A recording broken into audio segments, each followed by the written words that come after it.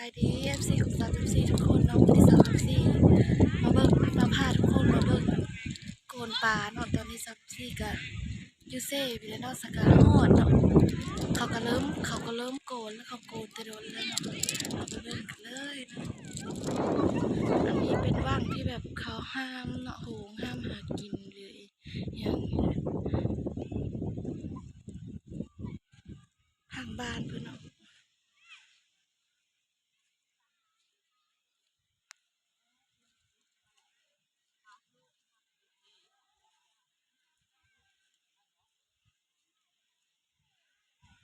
มากับสาวตูนสาวข้ามไอโหดเนาะกับคู่ป่าเฮ็ดเพียงโอ้ยอึดเว้ยทง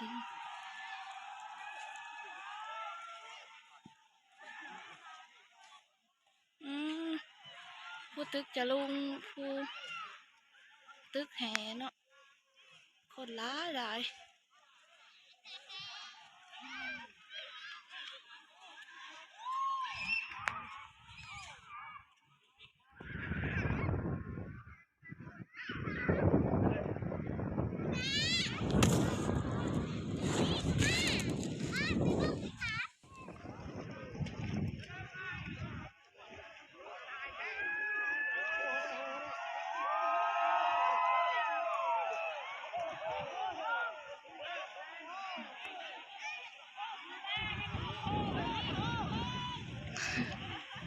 ได้บ่นั่งไปคำได้โอบได้บ่สาวโอบเนาะเนี่ยจะลุง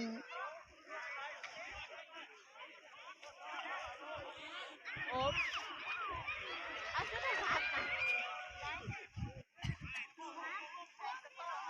เห็นติดพ่อ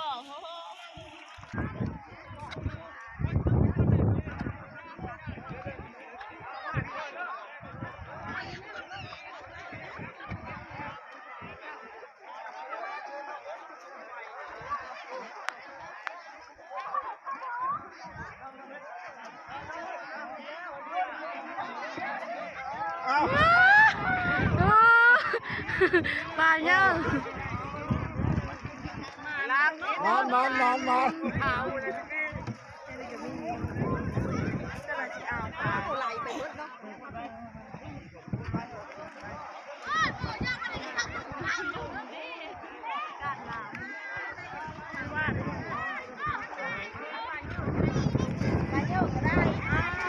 เมื่อวานนี่ผัดฮ้อนเนาะเมื่อนี่ผัดหนาวเมื่อโกนปลามาเอาไปเลยกินใช่ปีทั้งหมดเลย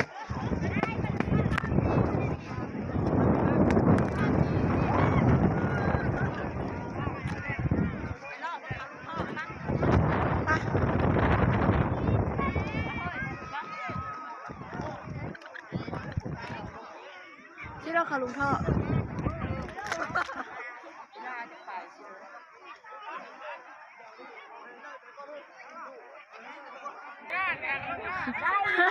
จะก็ลงมาได้บ่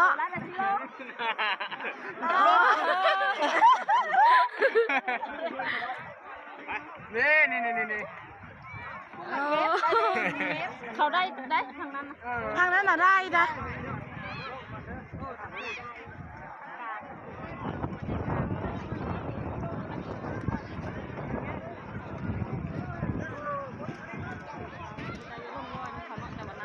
น้ำเลิก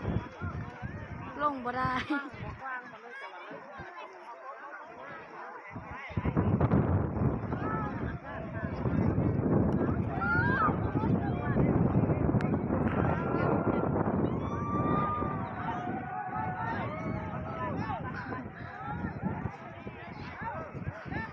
ถ้าได้อยู่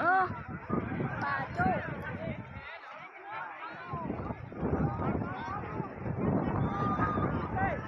เอาสาวก็เป็นจับเสิร์ฟอะไรเลย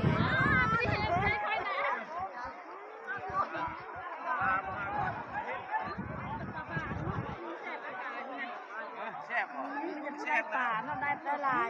ได้หลายย่าเห็นแล้วบ่นี่น่ะปลานะตายจะได้อ้าวกุ้งตายโอ้เต็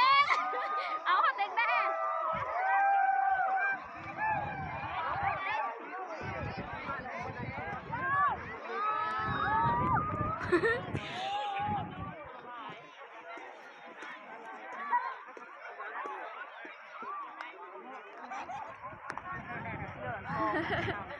บาไม้ได้ยก2 นิ้วสิ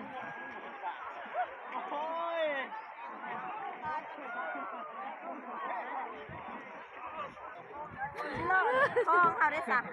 ตายก่อนนะ ผู้ฝากก็ไปเก็บนะคะ รอบหนึ่งมึงบอกอย่ากระตุ้นไง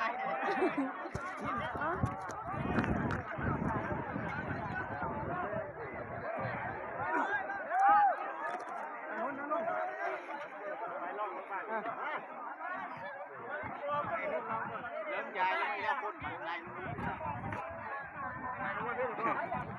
พี่ละ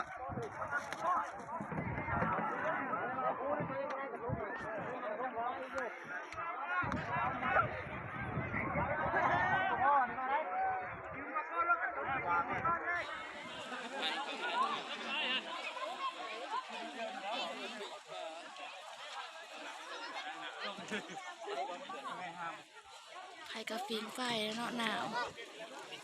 อากาศหนาวเมื่อวานเนี่ยมันมือโกนปลาผัดหนาว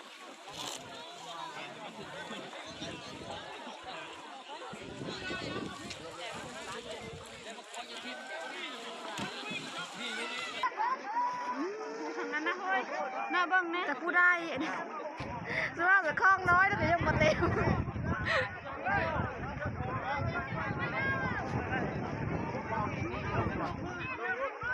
แต่ผู้ได้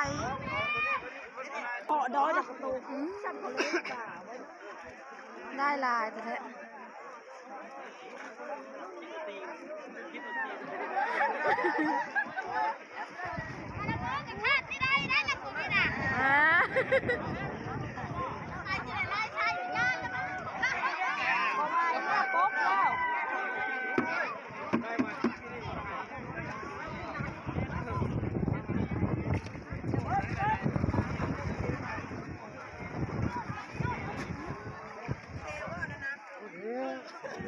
คนนี่ไม่ใช่ใช่คนเห็นปลาลายพวกกูพวกตูนพวก ลายเด้ เขาบอก ตะโมนะ ตัวเดียวว่า2 4อ๋อ น่ะ สอง โอ้ไม่ได้ละสุภาษิตเมื่อยแล้วมันเจอเนี่ย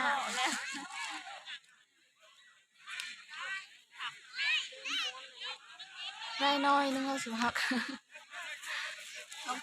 เขายังกินล่มต่ออีกบ่เนี่ยกินล่มต่ออีกบ่เนี่ย แล้ววันเฮิร์ดแล้ว ว่างเฮ้ย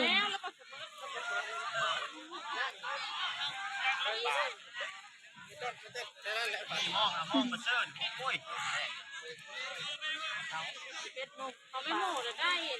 ได้อะลิค่ะนะเต็มแก๊สเต็มโฟม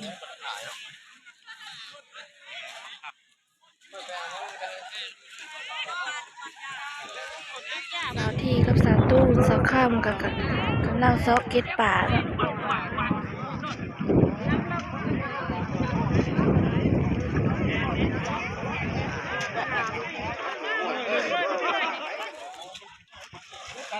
สาวที่กำลังซอกป่า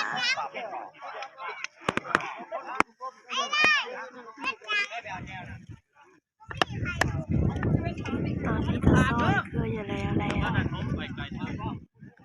เห็นนะเลิกกินนี่นะสาวก้อยบอกสว้าเพราะว่าก้อยแล้วก็สว้า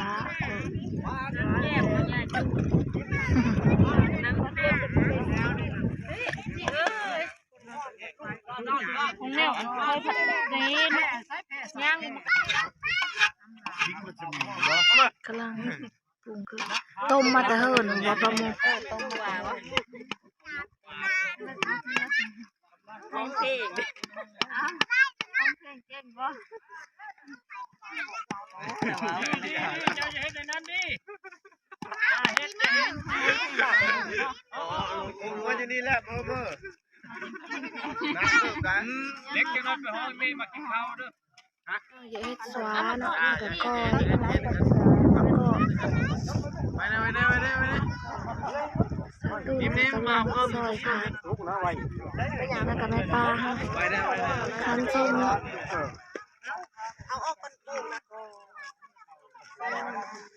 เล่นแล้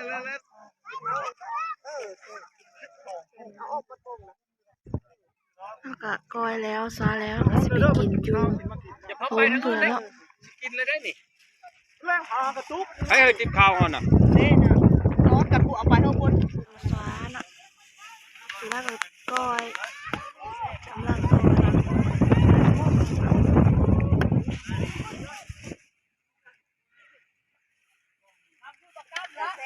อยก้อยน่ะเป็นตาแซ่บหอยซะหอมซอยๆเอาว่าไปเด็ด ไปทอดสมอนี่อันนี้อันนี้นะ เด้อสวาน เสื้อลายบ่แม่หมูเสื้อนี้บ่ประมาณนี้บ่ ตัวนี้กับเสื้อไหม เสื้อคันกินนี่เนาะหอมมาหอม ก้อยเนาะเป็นตาแซ่บ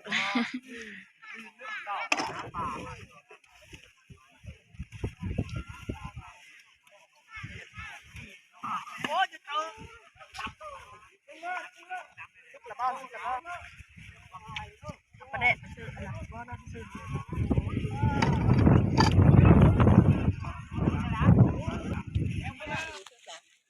โอ้ยเขามาอีกแล้วเนาะเมื่อไร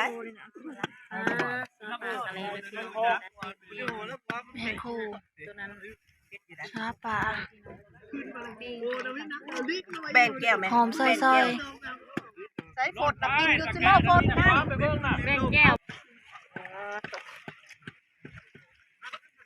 น้ำลายแตะแล้วเห็นขลุ่น ๆคือสีแซ่บ ผมอำลำ บีบได้บ่ไอ้โหด กินได้บ่ ผักกับ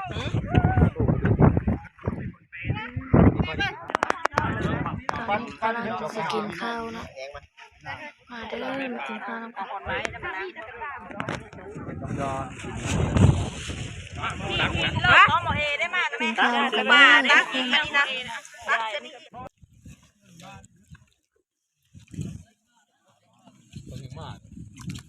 ะมาอย่ารีบ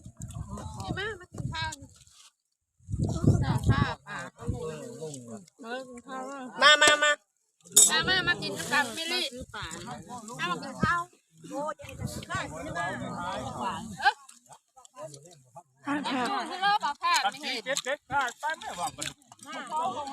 นี่ก็คนก็เริ่มบางๆได้แล้วเนาะเพราะว่าเขาก็มือมาแล้วเนาะยังจะแบบกินข้าวอยู่พีเนาะแล้วก็สำหรับที่กะสีกับที่กับซอกแหละกินข้าวกะอิ่มหมดแล้วเนาะสำหรับคลิปนี้กะสำหรับที่กะขอจบคลิปเพียงเท่านี้ต่อไปก็อย่าลืมกดไลค์กดแชร์กดติดตามให้สำหรับที่เด้อสำหรับคลิปนี้กะบ๊ายบาย